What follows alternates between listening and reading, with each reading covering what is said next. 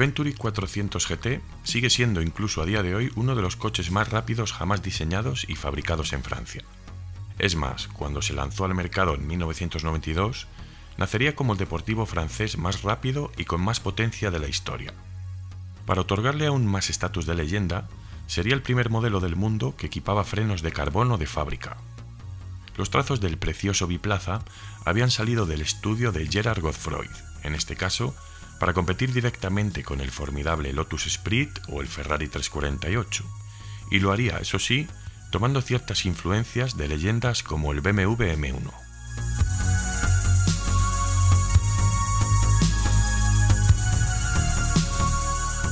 Venturi se fundaría originalmente como marca en 1984.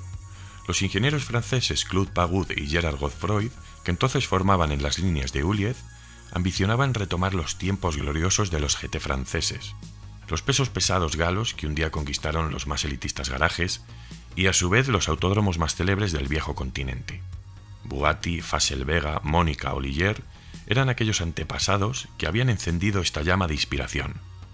La herencia de estos GT de Venturi se remonta al Salón del Automóvil de París, donde haría presencia el primer producto de la firma que, aunque presumía de una estilizada carrocería coupé, escondía un lado antagonista portando una suspensión McPherson derivada del Peugeot 205 y un motor de escasa potencia procedente del Volkswagen Golf GTI que se alojaba en la parte trasera. Tras provocar una extraña confusión y una crítica indeterminada entre la prensa de la época, Hervé Boulong, que se convertiría en uno de los primeros directores ejecutivos de la marca, logró reunir los fondos suficientes para forjar MVS, o Manufacture de Voitures de Sport, una empresa que en esta historia podríamos catalogarla como la precuela de Venturi. Con Godefroy y Pagud en plantilla, se reclutó además un séquito formado por los mejores diseñadores y técnicos franceses que ahora emprenderían sus operaciones en los antiguos talleres de Rondeau. Y es que el propio Jean Rondeau sería una pieza clave en el primer desarrollo de esta empresa. Por desgracia, el 27 de diciembre de ese mismo año, el piloto y constructor fallecería en un trágico accidente de tráfico. Cuando el Venturi estuvo listo para su producción, aquello requirió algo más de espacio que el exiguo esquinazo que constituían los talleres de Rondeau. Buscando su expansión, a principios de 1987, MVS se mudaba a unas nuevas instalaciones emplazadas en Solet, a unos escasos 160 kilómetros del circuito de Le Mans.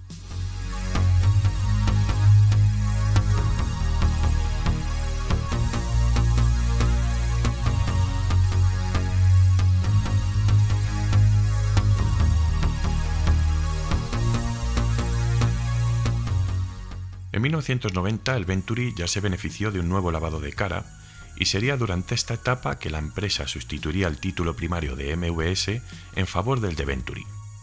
Esta acción sería promovida por el heredero del poderoso imperio petrolífero Schlumberger, un joven Didier Primat, quien terminaría por convertirse en un futuro no muy lejano en uno de los hombres más ricos de toda Francia. En aquel momento los nuevos deportivos presentados en el Salón del Automóvil de París lucirían con un orgullo renovado el nuevo logotipo de la compañía, el águila plateado que custodiaba el óvalo rojo y azul. Los años 90 pronto comenzaron a revelar las nuevas tendencias cimentadas sobre tecnologías que ya habían emprendido un imparable ascenso. El compatriota de Venturi, Renault, desvelaría el nuevo A610, todo un GT que además de ofrecer unas líneas bastante equivalentes a las del propio Venturi, terminaría por tener cosas en común de vital importancia con este. Porsche seguiría dominando la competición, ahora a través de los Carrera RS 3.6, y Ferrari desvelaría al mundo el 512 TR, la evolución del controversial Testarossa. Para afrontar a todos estos nuevos corsarios, Venturi gestaría el Atlantic 260, que básicamente era un 260 despojado de todos sus lujosos atributos. Hay que tener en cuenta que los deportivos Venturi venían dotados de todo tipo de concesiones al conductor: climatizador, asientos eléctricos de cuero, inserciones en madera, lo que venía siendo la praxis de un recién iniciado proyectándose hacia un veterano de élite. En este caso, el Atlantic 260 se presentó como una edición limitada de 25 unidades que reduciría su peso a 1000 kilos utilizando materiales como la fibra de carbono y mostrando unas cabinas despojadas incluso de los elevalunas eléctricos. Llegando al corazón de esta belleza, descubrimos el polivalente bloque V6 de 90 grados PRV. Ya hablé sobre este motor en el vídeo del Alfa Romeo 155 V6 Ti y como demostró en aquella ocasión Giorgio Pianta y todo su séquito de Alfa Corse, esto era una óptima mecánica. En un formato de 2,8 litros, la potencia declarada en el Venturi era de 260 caballos, que obviamente hacía referencia al título del modelo. El mercado italiano, en este caso, también pudo disfrutar de algunas versiones dotadas del motor Duvan de 175 caballos, equipado en el Renault 21 Turbo. ¿Esto a qué se debe? Pues al gravamen que venía sufriendo este mercado para los vehículos con un motor de más de 2 litros.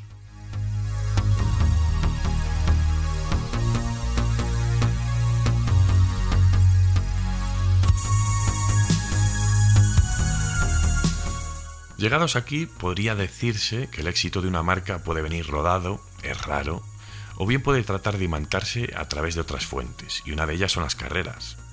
Como Didier Primat disponía de los medios suficientes, decide darse un capricho comprando la escudería Larousse de Fórmula 1, con la única intención de poner el nombre de Venturi en la misma, si bien los GTs y sus tecnologías obviamente no tendrían nada que ver con la categoría reina. Estos monoplazas, de hecho, utilizarían unos pesados V12 de Lamborghini que apenas fueron capaces de puntuar a lo largo de la temporada. En este punto tampoco se dejaría de lado a los GT, si bien se forjó un trofeo monomarca destinado en exclusiva al Venturi. Ahora estamos en 1992, y el 8 de junio de ese mismo año sería presentado a la prensa y a clientes potenciales el Venturi 400 GT. Aunque este estaba diseñado por Claude Pagud, podría decirse que el auténtico artífice espiritual de este nacimiento es Stefan Rattel, uno de los impulsores de la categoría BPR Global GT, quien le haría una serie de propuestas a Primat para fundar un trofeo inspirado en el Venturi, sin olvidar en este caso el patrocinio personal que Henry Pescarolo le otorgó a esta versión. La intención no era otra que poner en el mapa a Venturi con un buen trofeo espectáculo de Gentleman Drivers. En este caso, esta versión disfrutó de hasta 76 chasis construidos, que si bien no era una cifra precisamente explosiva, superaba con mucho la producción de sus sucesores. El nuevo nombre seguiría reflejando la potencia del GT, ahora con un V6 PRV ascendido a 3 litros y evidentemente 400 caballos. La BPR estaría a punto de nacer para consolidarse como una serie de notable éxito, inspirada en los GT de producción, tratando de llenar, por así decirlo, el enorme vacío dejado por los Grupo C. Anticipando el futuro, el 4 de febrero de 1993 sería presentado el nuevo Venturi 500 LM, un formato que ahora podría ser seleccionado para su inscripción en las 24 horas de Le Mans.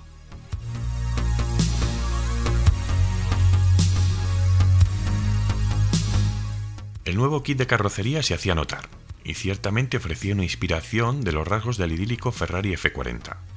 Trazos como los de su alerón posterior y sus faros escamoteables pero ciertamente visibles le otorgaron en algunas portadas de la época el título del F40 francés. La versión del PRV era concretamente la ZP-J4, utilizada en los Peugeot 605 y en los Citroën XM de la época. El 3 litros de fundición conservaba en este caso las culatas originales de 4 válvulas por cilindro, pero para alcanzar las cifras de potencia deseadas, se aplicaron 2 turbos Garrett T25, uno por bancada, con un soplado máximo de 0,9 bares. Todas estas reformas serían realizadas por EIA, un experto preparador francés, que pasó a trabajar a tiempo completo para Venturi. Este portento había estado fabricando algunos kits de competición, por ejemplo para los Alpine GTA de clientes privados, y realmente estos motores hoy en día están realmente cotizados, sobre todo entre los expertos franceses. Estos motores turbo ofrecían una entrega de la vieja escuela, bastante brusca, por así decirlo, especialmente en las versiones de circuito. Y curiosamente, para las versiones de calle, el cliente tenía en opción 2 tipos de transmisiones. Una manual de 5 relaciones derivada directamente del Renault 25 con algunos refuerzos aplicados, o una SADEP que mantenía la misma configuración. Jean-Philippe Vitecoche sería quien puso a punto el apartado del bastidor en un chasis que previamente había sido concebido por Philippe Belloux.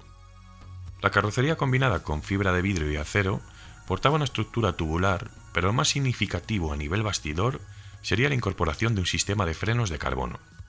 Los estudios para esta adaptación se habían realizado en conjunción con la empresa Carbon Industrie.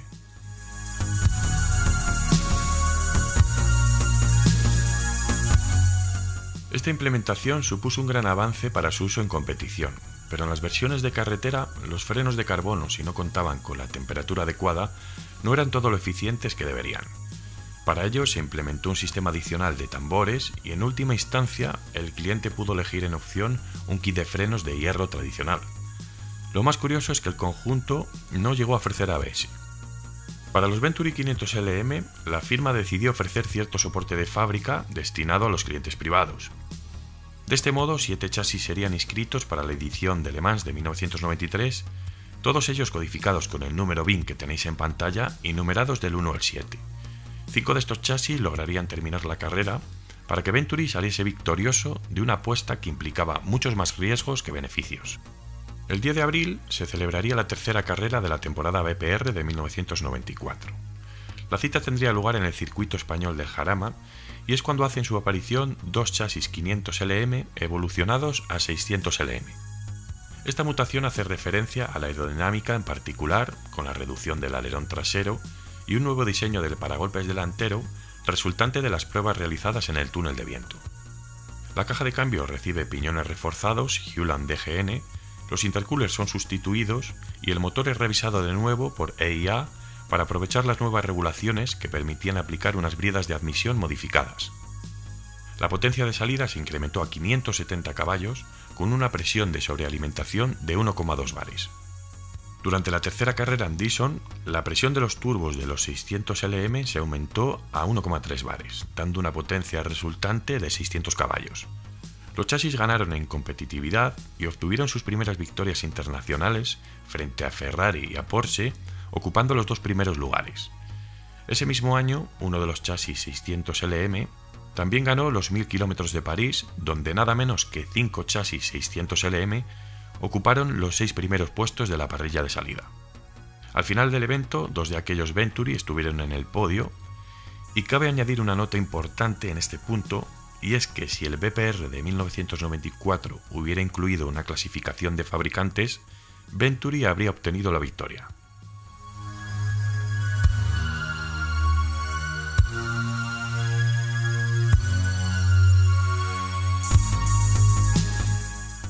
Para las 24 horas de Le Mans de 1994, la ACO solo aceptó 5 chasis Venturi, mientras que 3 de ellos pasarían a ser suplentes.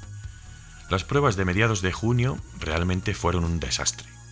EIA, con la intención de reducir en cierto modo el consumo, incrementó la potencia de la sobrealimentación y los motores rompían uno tras otro.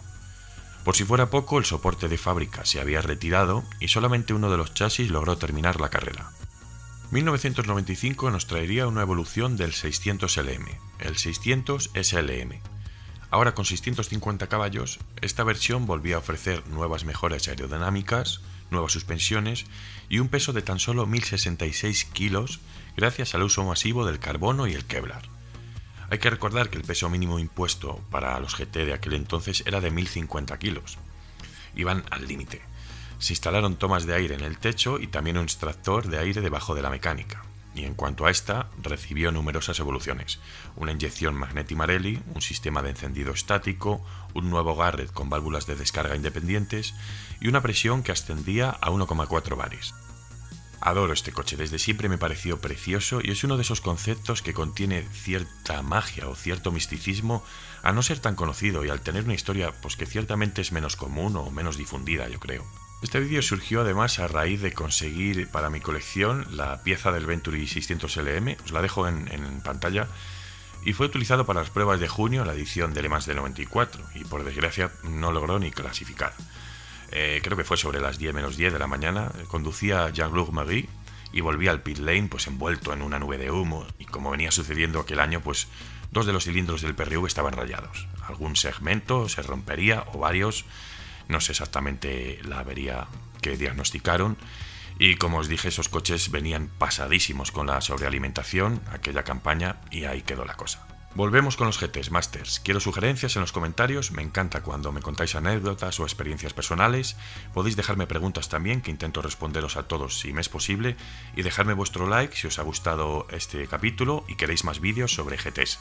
Nos vemos en el siguiente y muchísimas gracias, Masters.